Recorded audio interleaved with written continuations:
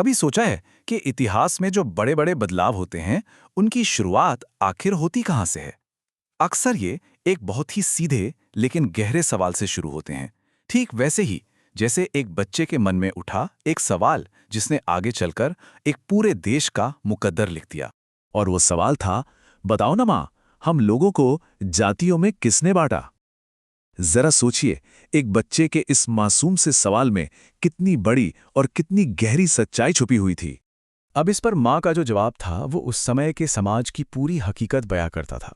उन्होंने कहा, मुझे नहीं पता बेटा, बस सब लोग ऐसा ही मानते हैं।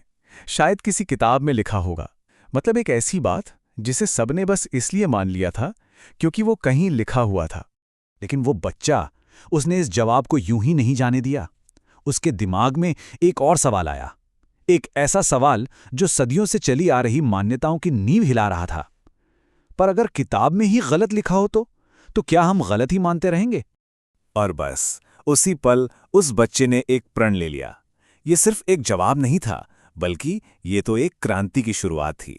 उसने ठान लिया, जिस दिन मैं किताब लिखूंगा मैं सबको बराबर करूंगा।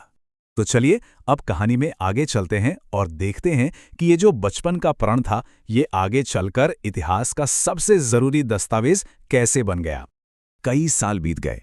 जब हिंदुस्तान अपनी किस्मत खुद लिखने की दहलीज पर खड़ा था, तब इतिहास ने एक नई करवट ली। देश का भविष्य तय करने के लिए एक खास असेंबली बनाई गई। उस ऐतिहासिक सभा में एक से बढ़कर एक महान लोगों ने अपना योगदान दिया, लेकिन एक योगदान ऐसा था जिसके बिना आज के भारत के बारे में सोचा भी नहीं जा सकता।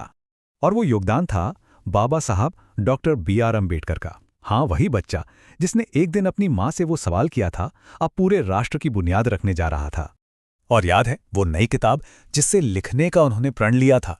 वही किताब बनी भारत का संविधान, हमारा कॉन्स्टिट्यूशन। एक ऐसा ग्रंथ जो हर हिंदुस्तानी को बराबरी और इंसाफ का हक देता है।